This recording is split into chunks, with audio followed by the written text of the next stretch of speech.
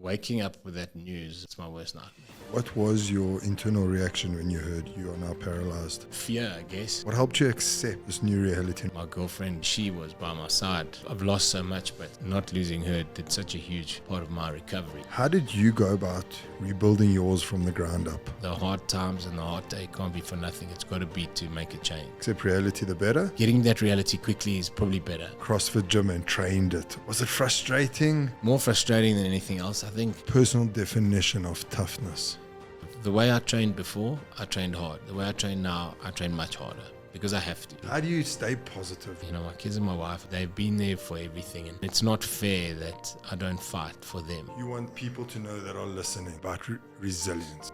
It's in all of us. You may go through something and you feel that you just don't have what it takes, and then you surprise yourself because you get through it. What did the early stages of rehab teach you about yourself? That I have no patience.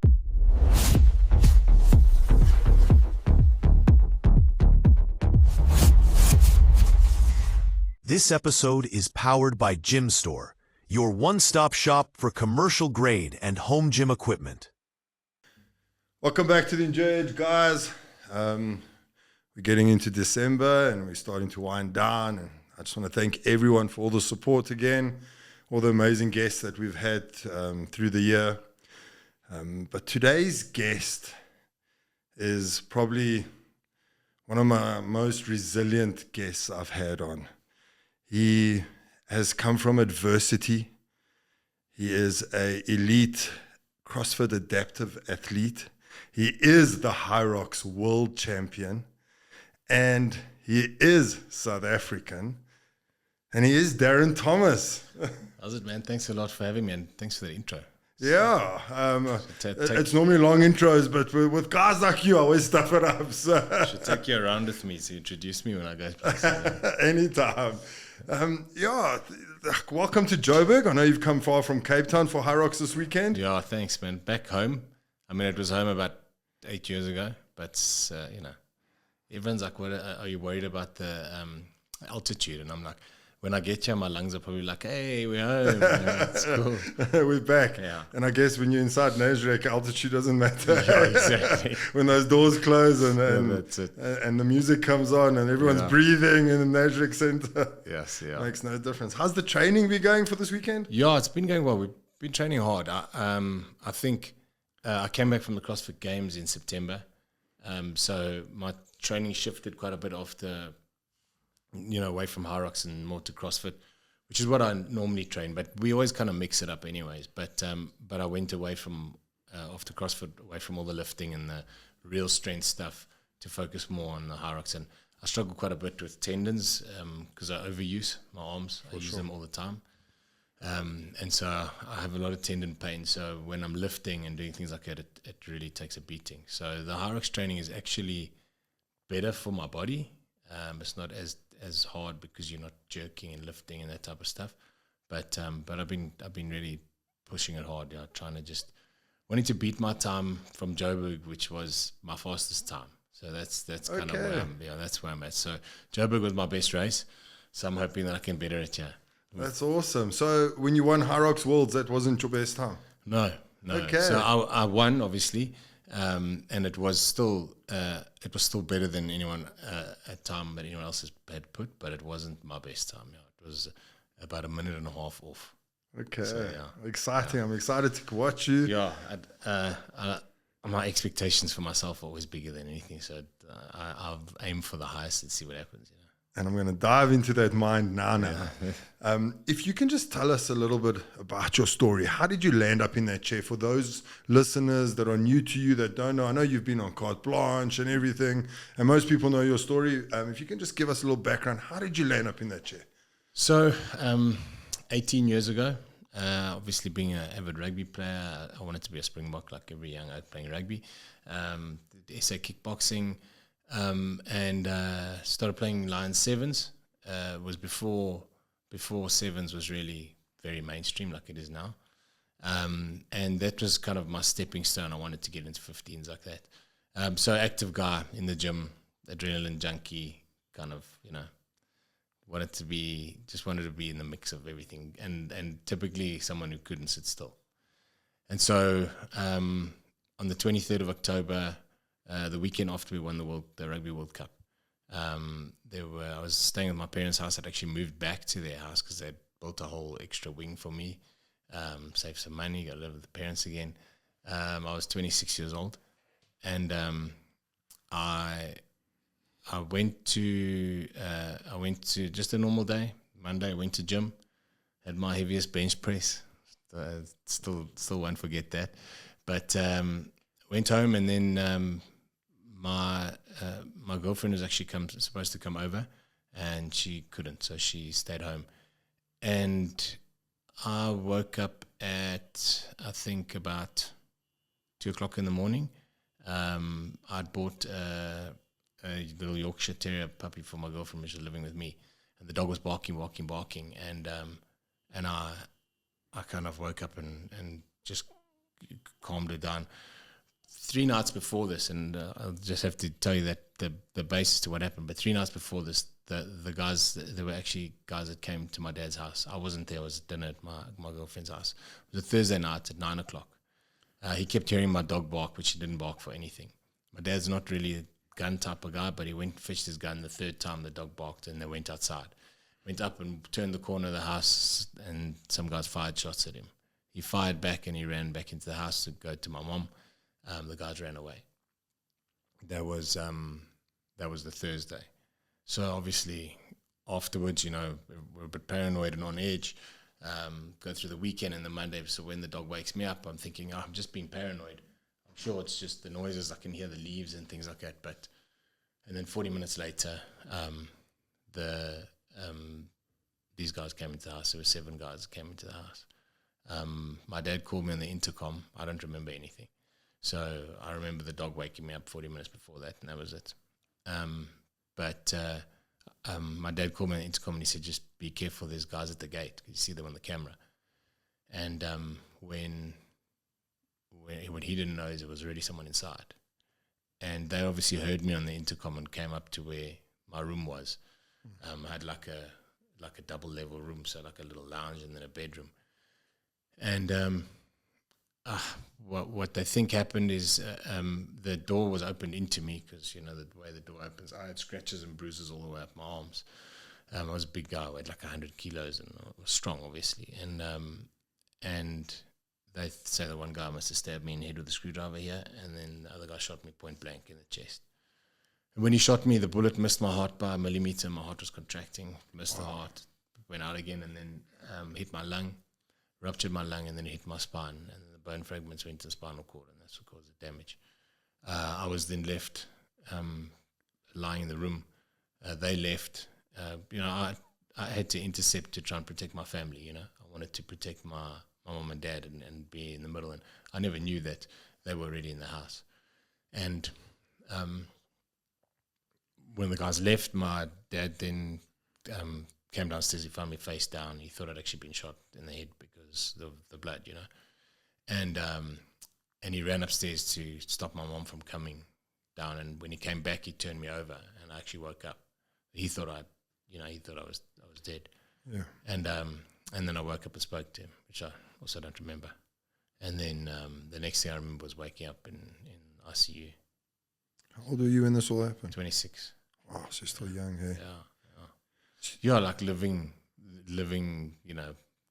the dream then, chasing money, chasing cars, like beautiful girlfriend, all the things that I thought were the most important, was the money and everything else. Yeah, so your life obviously took a huge turn after the shooting incident. What was the moment when you realized my life will never be the same again? I think I didn't want to accept the fact that it was going to be this way, like I was going to be in a chair. So I grew up in a house, faith is a big thing for me. And I just believed that by some way, God was going to get me out of this situation, whether it be a miracle or whether it be some kind of science or, when I say science, like medical breakthrough, or whether the doctor in the beginning told me, there's swelling on your spine. It may go down and things may get better. So I I was really believing that things would get better, you know. And I think those first days, the fact that I had that that feeling is probably what got me through those days, because I kept on thinking that tomorrow will be better, tomorrow will be better. So the doctors kind of gave you hope. They didn't really. So that was the very beginning when they say your spine is things. So I'll tell you when it all changed.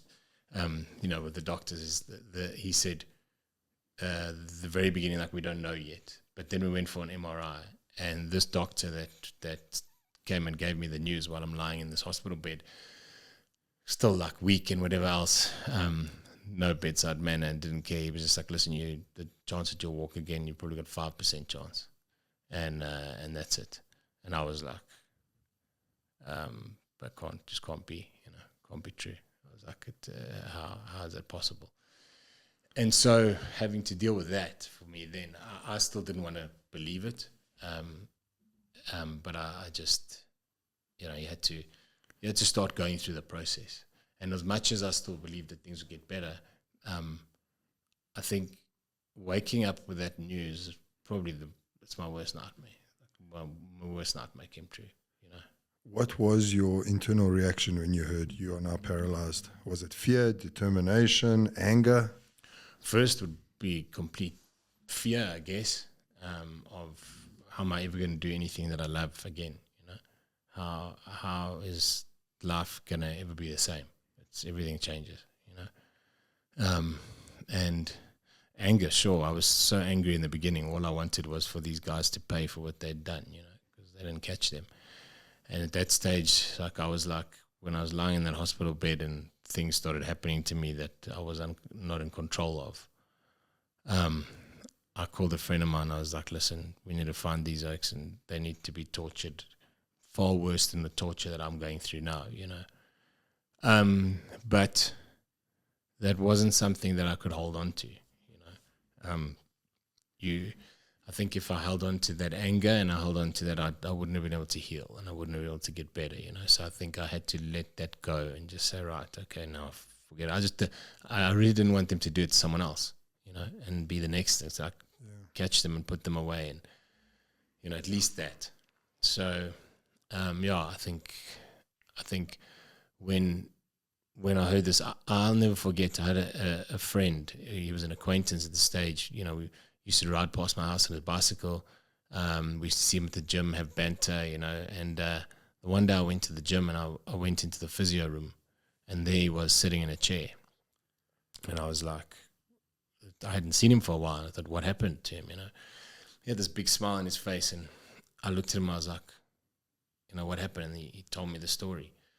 And I couldn't believe that he was happy, first of all, like that he could smile. You know, I was like, why would he be smiling? And I walked out of that room, and I was like, what a great guy. But I said to my mate I was training with, I just said, if that ever happens to me, then I'll rather die, you know. And so I think back at that, and I just think like that, wow, that was really my worst nightmare, you know. It's like, you think that what's the point of living life like that, you know. And that's really what I thought.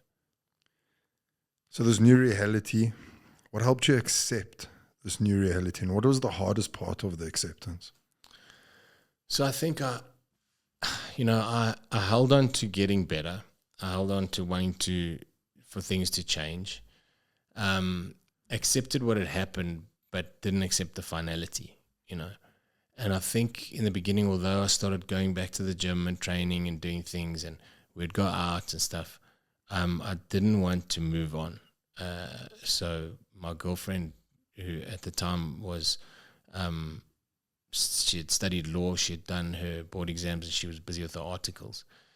And when this happened, she asked her boss for time away just because she had to be there with me. And he was like, no, you have to be back at work. Wow. And she's like, I can't. He's like, well, if you don't, then you don't have a job. And she's like, well, I'm quitting. And that was it.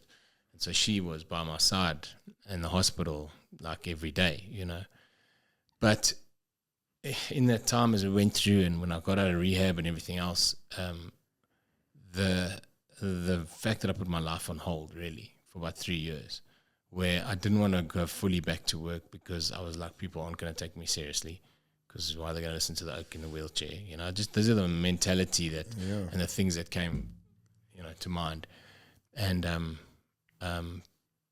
you know, I don't want to get married like this. I need to walk my wife down the aisle. You know, I need to get better. I don't want to change my car. I had a manual. I didn't want to, you know, I didn't want to sell it. And I was like, no, things are going to change, you know. And for 3 years, we carried on with life, but didn't carry on with those things, you know. And I'll never forget the day we went to watch a movie on Valentine's Day. It's a movie called Valentine's Day. Okay. And obviously some oak has to, after the movie, propose to his, you know. So this guy gets down on his knee and proposes, and everyone's like, oh, cute, sweet, whatever. And I look next to me and she's crying. My girlfriend's crying. And I'm like, okay, that's not the, you know, I didn't expect that response. I asked her what's wrong, and she was like, no, nothing. But when we got home and on the way, I said to her, you know, what was wrong, you know, why? And she's like, I just want to know when that's going to be a possibility for us. You know, if you are waiting for a miracle or waiting to get better, how is our life going to move on, you know? And how long will it take? Like, how long do we wait? And I think at that point I was like, I just started getting this thing where I need to start moving on with life. I need to start living life to the full again and just getting things going. And regardless of the situation I'm in, I'll believe every day that it'll get better, and tomorrow will be a better day, like I did when I was in hospital. But I need to do that to live, you know. And so I sold my car, got a new car, got it adapted, and I went, and the day that I fetched my car, the next day I drove to the bush and got engaged. And then a year later got married, and a year later had my daughter, and so life started moving then, you know. I'm happy to hear the girlfriend became the wife. Exactly. I was sitting here, should I ask her, shouldn't I? That's it, yeah. Yeah, I always say at the time, because look, a lot of people that I know that have been through this, their partners have left them. And I got to a point where I said to her in the beginning, I said to her, you need to leave. I said, you can't. And I get that. You're beautiful. Your life, you've got your life ahead of you. If you stick around with me, your life's going to suck. You know, that's just how I felt in the beginning. She was like, well, I'm not going anywhere. She's a special human. Yeah, so, I mean, it makes me emotional still to the day, because she's, you know, if she wasn't there, I always say this, is that I lost friends, and they weren't real friends, because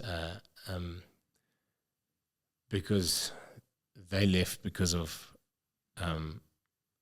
the physical of who I was, you know, like I'm not a rugby player and I'm not a fighter and I'm not whatever. So the one oak even said that to my one friend, you know, and they left for that, and I'd lost my abilities to do the things I love, and I lost friends. And now after that, knowing that I wasn't going to lose her because she was there, it really helped that time to say, okay, I've lost so much, but she's stable, she loves me, and she's there, and not losing her did such a huge part of my recovery as well, because you then don't have to worry about that all the time. Although I kept saying to her, you know, but she just wasn't having it. So it's amazing how when the word recovery comes up in anything, in your case, in an addict's life, how the partner is always the one that got you through that recovery. I know, and that's, you know, the fact that times were hard, you know, and times were hard where she had to do things, and I'd cringe at the fact that she has to do these things for me, you know, because I'm the one who's supposed to do that. I'm supposed to be the man who does that stuff, you know, and now she's the one doing it. And people don't see, they always look at the victim and like, oh, shame, are you okay, and whatever, but they never ever look at the people around them that are going through the fire with them, really, because they're there every day. She's the one who sees the behind the scenes, you know, and the crying and the frustration and the anger and all that, and then everyone just expects her to be fine, you know. And that's the difficult part. And whenever I see anybody who has been through something and I look at their partner, I know, you know, that person has played such a big role in where they are. Yeah. So a lot of athletes, and not just athletes, actually men, build their identity on physical ability. Yeah. How did you go about rebuilding yours from the ground up? Yeah, so that was it. Like I basically had my identity and everything stolen from me. I didn't jump on my motorbike like everyone told me I was going to die on my motorbike. I didn't do that. I was lying in bed and these oaks came into my house and they stole this from me. They took it from me, I didn't voluntarily go do something stupid. And I know that happens to people, but the big thing was for me is that this has now happened and I'd lost my identity. I wasn't that guy anymore. Now openly lost friends, and trying to fight through that was a big thing for me because I had to make a new identity, but nothing had changed who I was, just to change what I could do, and I think, the way people looked at me when I went into a room, I thought, the first thing they're going to see is like shame, like when you went to the shops, like people would whisper and whatever, because they see a young guy. It's not a normal thing. It's a young guy in a wheelchair. I've got a beautiful girlfriend walking next to me, and some people are like whispering, say stuff, like, and you're thinking the worst always, and like the older people are also the worst because they'll like openly whisper to them and look and like shame, and I had to get used to that in the beginning, and then. And I had to kind of grow quite a thick skin to just say, you have to go to the point where you can't worry about that anymore, and what people think. And so you've got to now do this. And I think for me, just having to always want to achieve and wanting to win at something, sitting in the situation and just carrying on normally was not really enough for me. I had to try and do something. And then I'd watch like the Paralympics and stuff and be like, geez, these oaks are doing incredible stuff. And like, what can I do to at least make a difference? I think the big thing for me has been this happened to me and I was given a second chance at life. And now with the second chance, I need to make a difference. It couldn't have been for nothing. The suffering can't be for nothing. The hard times and the heartache can't be for nothing. It's got to be to make a change. And whether it's like one person's life or many, I'd want it to be many, but there's got to be more to it, So you went and you entered rehab. Coming out of hospital, obviously rehab starts immediately. Am I right? Yeah. But I was in hospital for about 2 weeks, I think, and then straight to the rehab. Yeah. What did the early stages of rehab teach you about yourself? That I have no patience. Because I had no patience, but I knew that already. You go and you have to learn all over again how to sit up, how to get onto the toilet, how to get dressed, all those things that are not things you think about. And you watch the movies where the guys go to rehab and they're in this situation. The next minute they in those calipers and they walk and they break out of them and I was like, that's me. I want to do that, and so when that didn't happen, obviously that it was tough. But I think in that beginning time, they would have this guy who did like a gym session in the rehab every kind of twice a week, and then I'd go and then it would be like soft gym, and I'd be like, yes, I need to just do something again. But you have to get stronger. I lost a lot of weight in the beginning. I'm sure muscle. Yeah, my legs just went in like the first few months, the muscle. But I lost like 10 kilograms quite quickly, and like that time and building back in the rehab, going like wanting to. I knew like the further I get, when I get out of this rehab and I get to the gym and it's gonna get better and I'm gonna do well, So I had to like do that and. I'll never forget.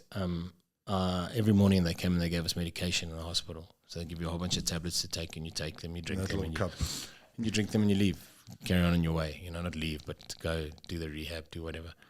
And the one day I just said to the nurse, well, "What am I taking? Because there's a ton of tablets here, and I just want to know what it's all for.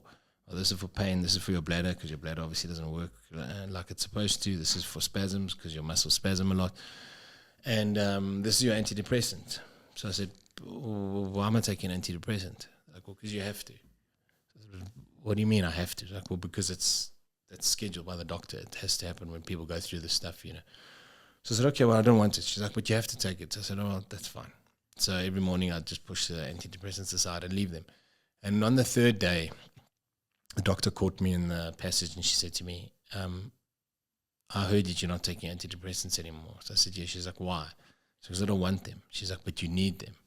So I said, well, I don't think I need them. She said, well, when people go through traumatic things like this, they need to have that because... Makes sense, yeah. Yeah, it's normal. And I said, I understand that, but I'd like to just not, you know. And she was like, well, I'm going to have to monitor you over the next few days then to see how it goes. And I started feeling that high go away, you know, the high of everything's okay, because it does help. Yes, I'm in pain, and the pain is one thing, but, you know, it's kind of making you feel like things are better than they are.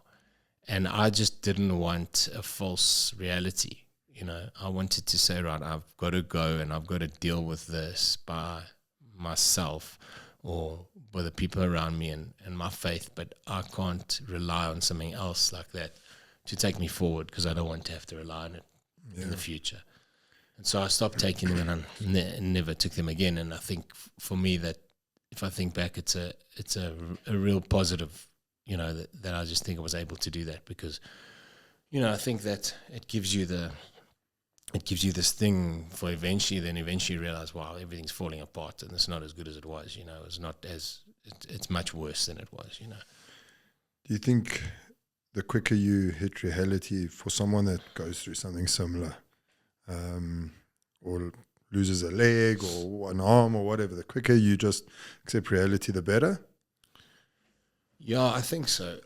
You know, like saying that those 3 years that I kind of put my life on hold, you know, I look back and I think, yes, man, I should have started doing stuff immediately, you know. And I watch some guys go through stuff and they really bounce back quick. Okay. I think it depends on your level of injury. Like I'm a high injury, so everything is quite a bit more challenging because you don't have core. But then you've got guys who are quads who can't even use their hands. And I mean, those guys are, you know, I've got friends and it's unbelievable the stuff that they do. You know, I look up to them. And many times, if I'm having a bad day and I'm thinking of something, I think, geez, well, you know, at least I can feed myself. And he can't, you know, he can't do that. And so, trying to look at the brighter side of things, you know. But, yeah, I think getting that reality quickly is probably better.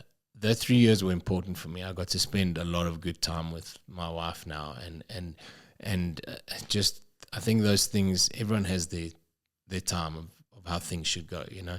And I think if I know now, I would have done everything quicker. But I think that time was there for a reason, you know. The first moment you felt that competitive edge again. Take me through that. I mean, I'm getting goosebumps asking this question. So the Adaptive CrossFit Open launched for like 2021, I think.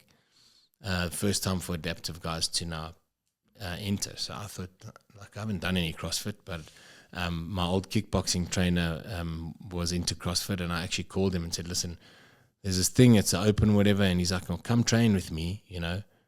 This was before it actually launched. He's like, come train, let's do a bit of different training. He used to, I wanted him to hold some pads for me because I've got a standing chair, so I can still hit pads and stuff. So I wanted him to hold some pads for me. So doing that, he started doing a bit of CrossFit training in between us, which I kind of enjoyed. And when this open launched, I was like, right, I've got to do this, you know, and let me enter and see what happens. So it's online and it's you know, all the people in the world. And so I go and I kind of start doing that, and I get into this and I get the first workout, and I go and now I'm like trying to do this, and I do the workout, and I come home and I get the computer, and I'm like now looking at the time. I'm driving my wife absolutely crazy because you know the thing of CrossFit is, how do you know you do CrossFit? You got to tell people, of course. But now I'm like, I can beat this. I'm like 40th, and I can be 39th, or you know, just and I drove her crazy, but she at that point didn't realize that this is now ignited, this competitiveness that has been stolen or robbed from her.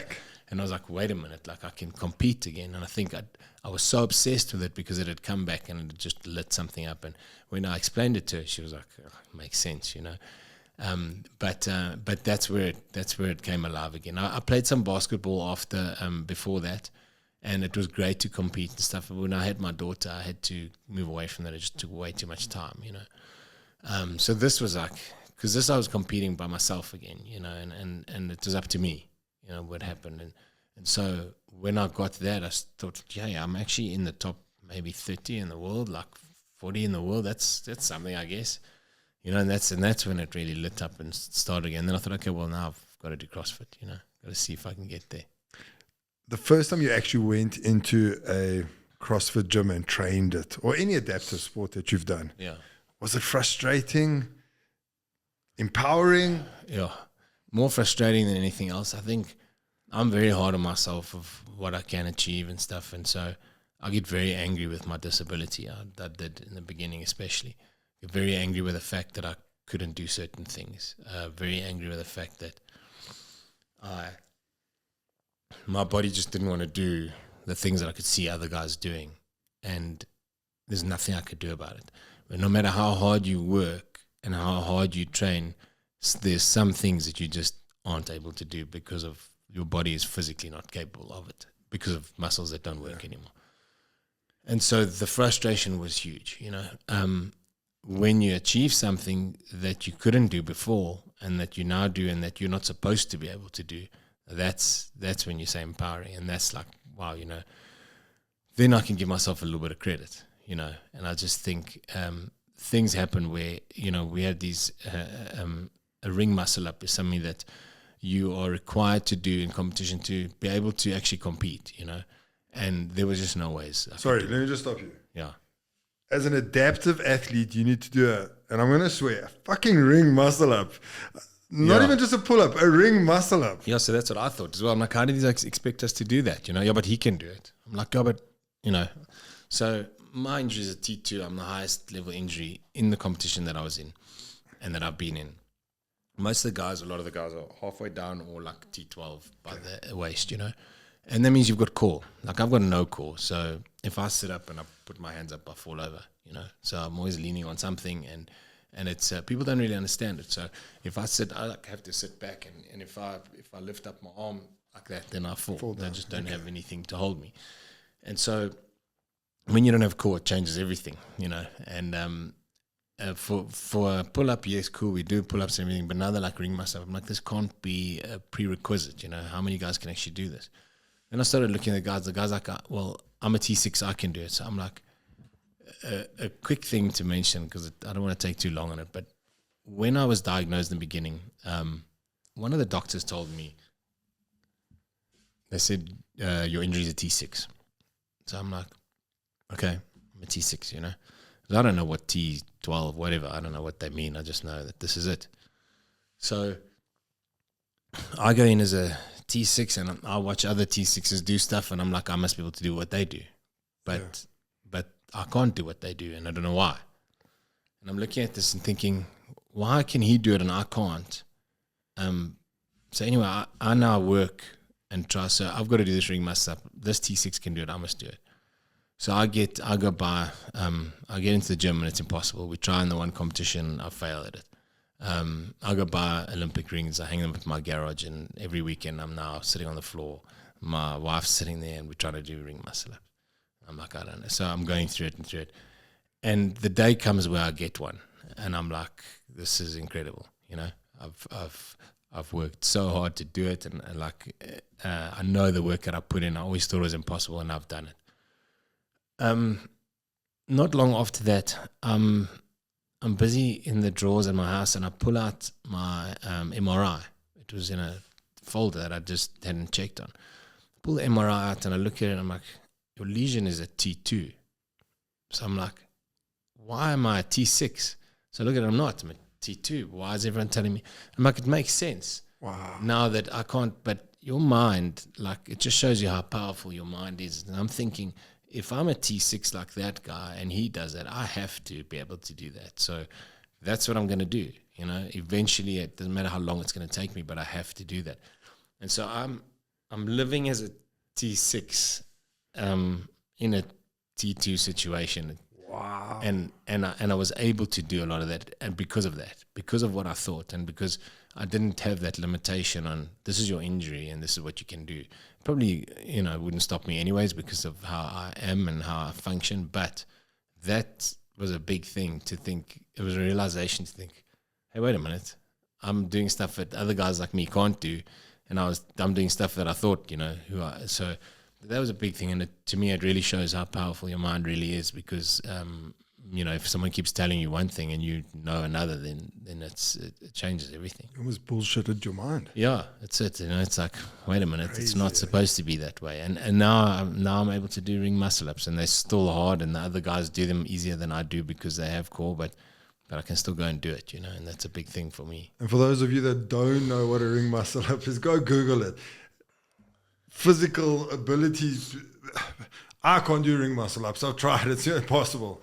Guys, go Google what a ring muscle up is if you've never been in the CrossFit box before.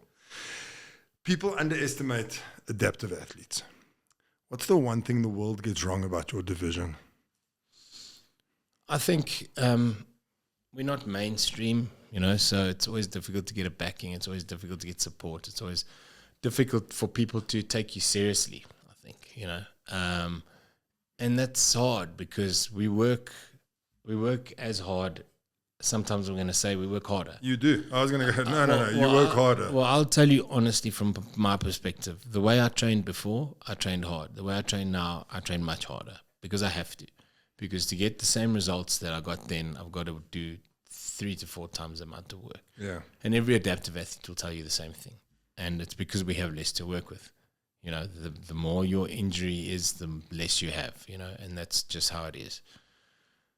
And so I think it's a tough one, because I don't think with us not being mainstream, it's a very difficult thing for people to see us and take us seriously. And people often watch the Paralympics and they're like, unless you've watched it, sometimes if you watch it and you sit down, you'll think to yourself, man, these people are actually incredible.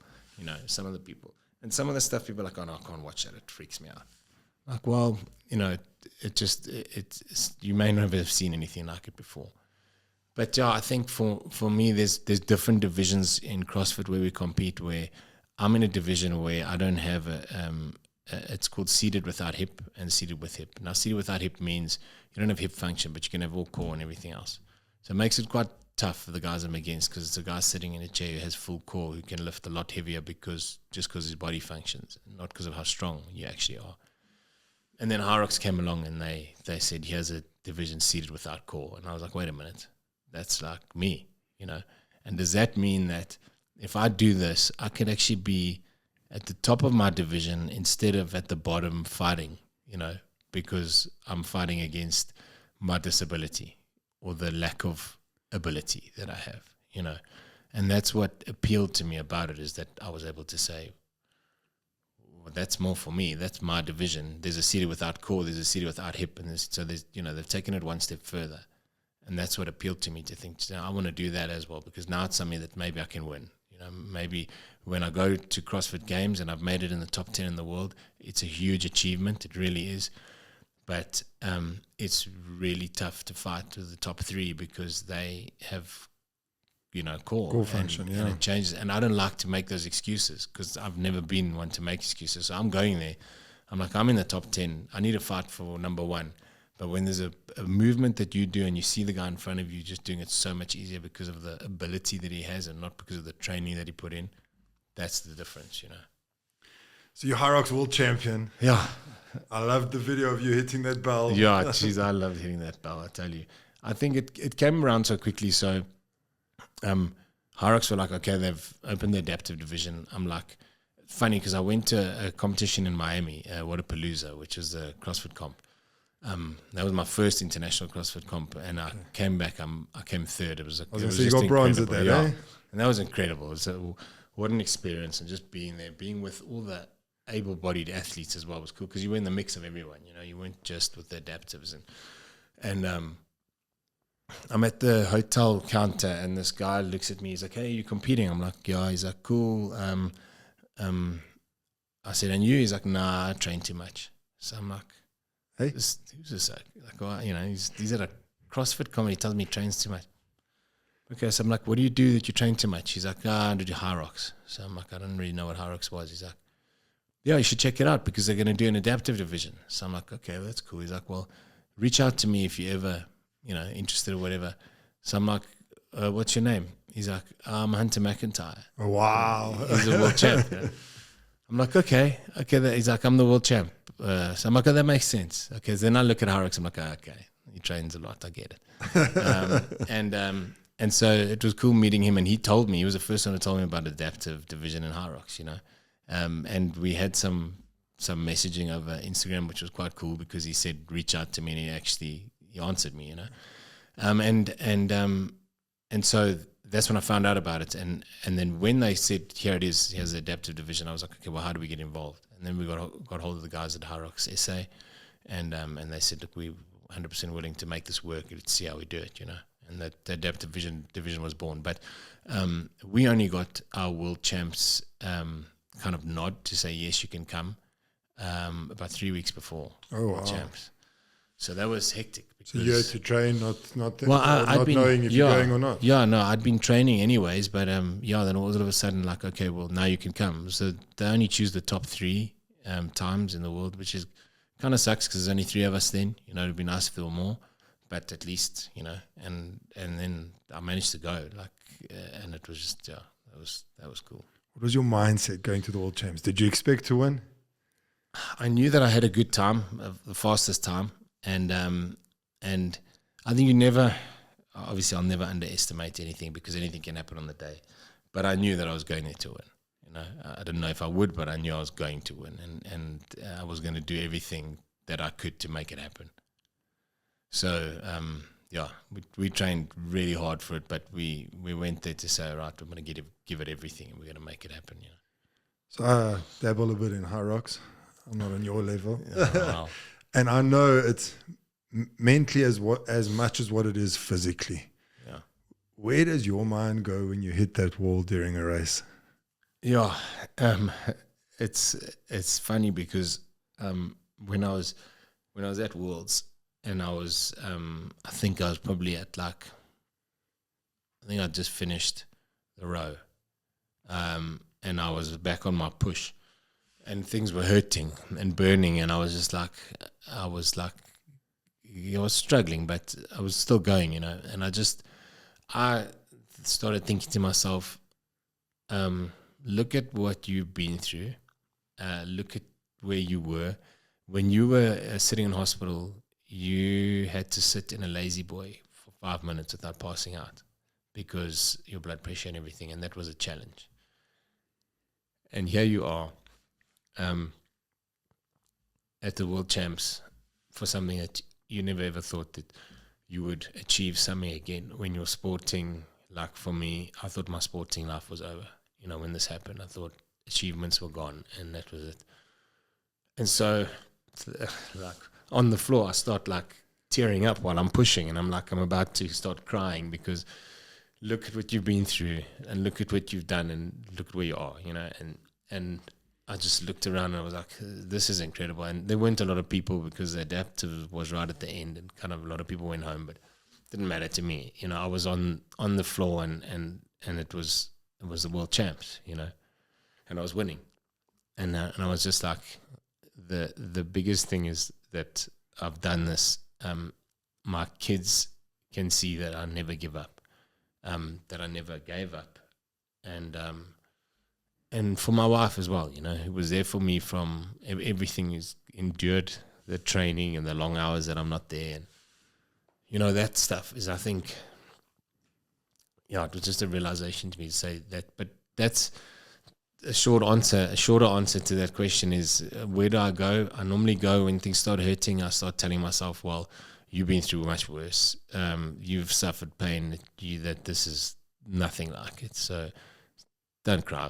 You know, just toughen up and keep going and push on. And eventually you push through that pain and you push through the burn because your mind starts telling you that, you know, your body's telling you it's over. But if you can tell your mind that it's not, then you keep pushing, you know.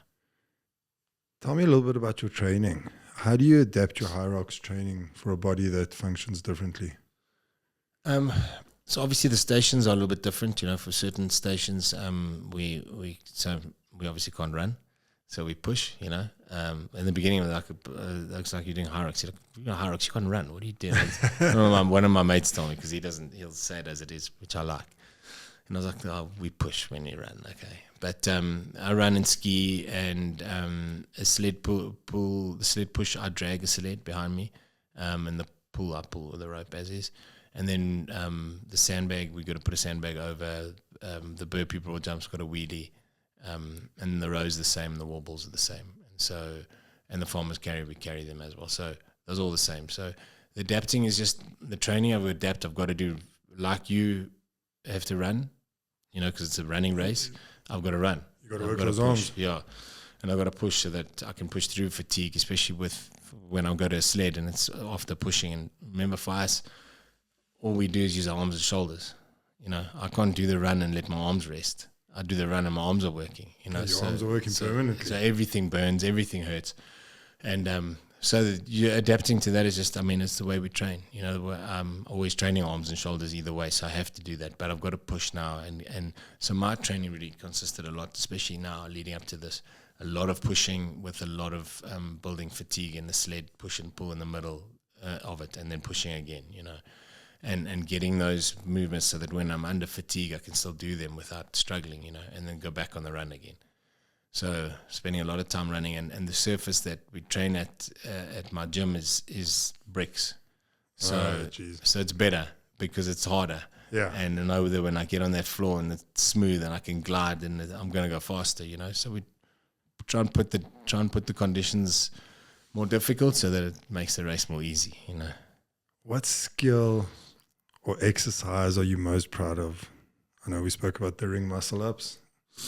Yeah, I think that probably is one of my greatest, just because I never ever thought it would happen. I thought it was impossible, and all the work that I did, I think that was really the one. And then being able to do a rope climb, like I've done one in my chair, which was cool, But being able to do a rope climb like everyone else, and it's obviously a legless one because it's just the arms, That's also like I'm pretty proud of that, just because it takes a lot of strength and a lot of, like, I guess there's some courage in it, because if you is the chair tight to you when you come I've done it with a chair before, okay. But when we do CrossFit, it's without. What does the chair weigh? About 8 to 10 kilos. Sure. So I haven't done it for a while because my arms suffer when I do it. But yeah, it's doing that. I wanted to do a rope climbing with my chair, and I did it, and I was like, this is cool, So those things, they're small things to others, but they're huge achievements for me. I promise you not, but they are huge things. Yeah, I think just because I've got legs and I can't even climb a rope. Yeah, and I think it's just knowing where I've been and knowing what I've been through, and knowing that in the beginning how hard things really were. I don't wake up every single day and am ready for the day and ready to smash it. I have tough times and difficult days, and it's hard for me, sometimes. But I have to push through. I've got 2 kids, like I said. They look at me, and if Dad gives up, then it's okay for them to give up. But it's not, because I have to show them that basically nothing is impossible, to a limit. And it's obvious, it's evident in the way I see them, and that they just never have excuses or never want to give up. And yeah, I think that to me is it's as hard as things get, you've got to keep pushing for yourself. That's the thing. You've been through pain, adversity, trauma, rebuilding. What's your personal definition of toughness? It used to be I'm the strongest, biggest oak around, That was before it happened. That's what I thought toughness was. And now it's like, I guess if you being tough is not physical anymore, for me. There's mentally tough and physically tough, yes. But tough on a whole is if you can get through something and work through it, and still at the end of it be stronger and have gained something from what you've done. Like, to me, that's obviously being a lot tougher than lifting the heaviest weight, you know, having to fight adversity where everything is against you, where you think life is over, and being able to come out of that. You know, I think many people have taken their lives in situations like this. I got to a point where I felt the same. I came out of rehab, and not long after, watching my girlfriend, wife now, obviously, watching Lauren carry my chair, put it in the car, take it out, asking you to do stuff. My dad, when I got back to here to help me to the shower, all that stuff. Like, when I was in the rehab, getting showered by someone, like, dignity was lost, you know. I had no dignity at that point. And when I came out of there, watching everyone else do everything for you was my biggest thing. I was independent. And that was the worst thing for me, is that I didn't want to have to, while I'm sitting on the couch, have to say, oh, please just pass me my jersey, which is on that couch, because I'd normally get up and get it myself. But it can't be done quickly because I'd get in my chair and whatever. And because I never did those things, my whole thing was, it wasn't a selfish feeling of, I can't take this anymore and that's it. Although I wasn't in a lot of pain, I didn't want to carry on like this. I looked at the people around me and I thought, they're suffering, they're struggling. And you know what, if I leave, if I'm gone, it's going to be easier for everyone else. You know, they'd be sad for a little bit, but it's going to be easier for everyone else. And I got to a point where I decided, that's it, I'm going to take my life. And I knew what I was going to do. And I lay in bed that morning and there was no one at home. And I was just thinking about everything. And I just had these thoughts rushing into my mind, thinking, like, these people are doing this because they love you, not because they have to. They're doing it because they care. They're doing it because they want to. And look at all the friends that you still have. Look at the opportunities you have to be with people, to spend time with them, to be loved, and to still love. And I still believe it was God speaking to me, because I was at such a low point. And when that happened, I was just like, what are you doing? Like, yeah, they're going to be sad. It's going to ruin some people's lives, you know, if you do this. Like, not just you gone and people forget about it. Your parents, your friends, your girlfriend, everybody, you know, people will maybe not get over it. But regardless of that, I just thought, like, I can't do this, you know. And from that point on, I've never reached a point like that again, where I'd be close to say, you know, this is it, I've got to call it. And all the things that have happened along the way, as much as there are difficult times, and we go through a lot of adversity still, some, you know, but I still wouldn't, you know, just wouldn't think that. Well, from my point of view, I'm glad you're still here. Yeah, thanks, man. Because you shine a light that is so bright. Thank your you, energy. Thank you. Thank you, man. And yeah, for people that feel that way, I think they must remember that. Yeah. They've now got the ability to shine a light that others don't. That's it, yeah. I think there's so much power in adversity. There's so much power in the pain that you go through, because you can make a difference. You know, I don't like, my social media is always been honest. I've always been authentic in what I've gone through, and if there's a bad day, I'll say it's a bad day, because life isn't all flashy all the time, and everything's not incredible all the time, you know, and we have bad days, and we have those times where we don't want to face the day. And I think I just want to be able to make the difference where people see that, like, if you've gone through this and you have had those tough times, then I can do it too, you know. And your mountain is different to mine. It may not look as serious as mine. Maybe there's nothing physically wrong with you, but you've gone through a mental battle that's going to crush you, you know. That's your mountain, and it's as big as mine. You know, I've faced mine, and I can't walk, and I've got to do stuff again. But you might feel that life is over too, and it's something where we have to really be more aware of with people, and people close to us, and people that go through stuff, because many people just do it with a smile on their face. I'll I'll roll around every day with a smile on my face. You don't think that I'm in pain. You don't think that I have problems, you know, because I'm not going to make your problems, my problems, yours, because everybody's got to face their own stuff. But like I'm fighting stuff, you know, and we have to just be aware of that other people are doing the same. And being kind doesn't hurt anyone, but reaching out. And so you're trying to use my platform for that to say, like, I'm willing to anytime, at any point, speak to anybody who's got an issue and say, like, hey, man, I'm really struggling. Like, I don't care who you are. Like, if I can help you, I want to, you know.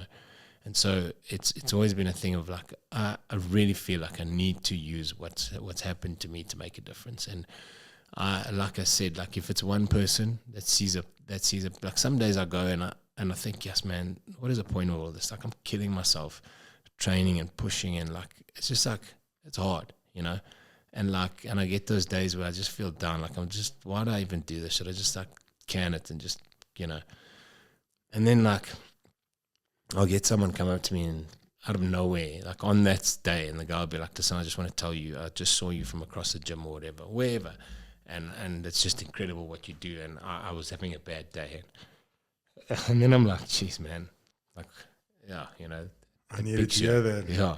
And we all need to hear those things. I mean, able or not able, you know. Yeah.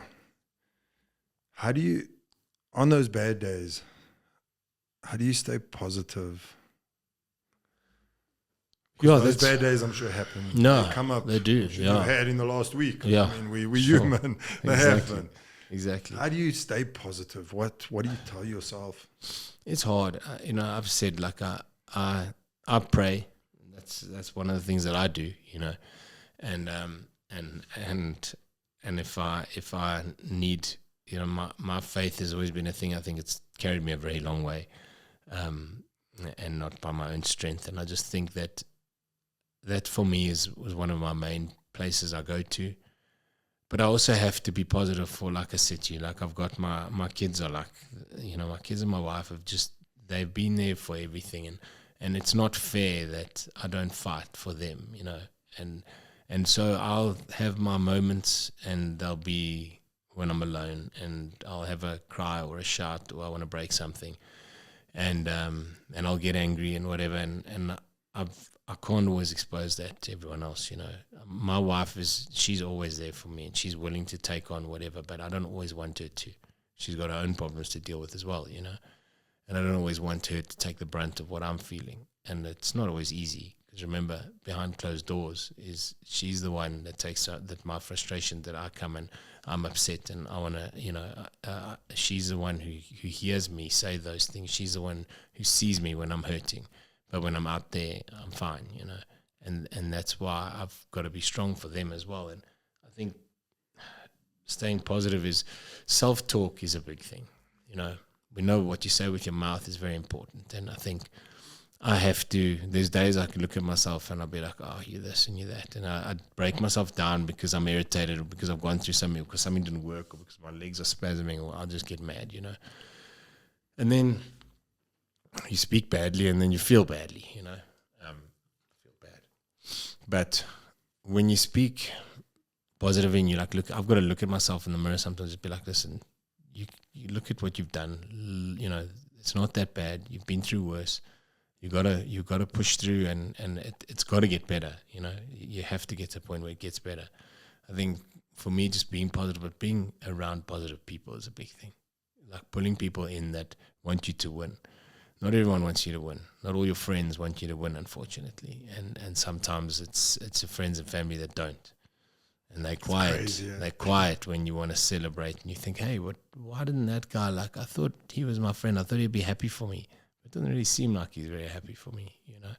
And I'm that kind of guy that I don't care who you are, but if you're my friend, I want you to win. And if you have millions, or if you have nothing, but if you win on something and you've achieved something, I'm happy for you. I don't get jealous about it. I can't see why. Even if I don't have it, I can't see why.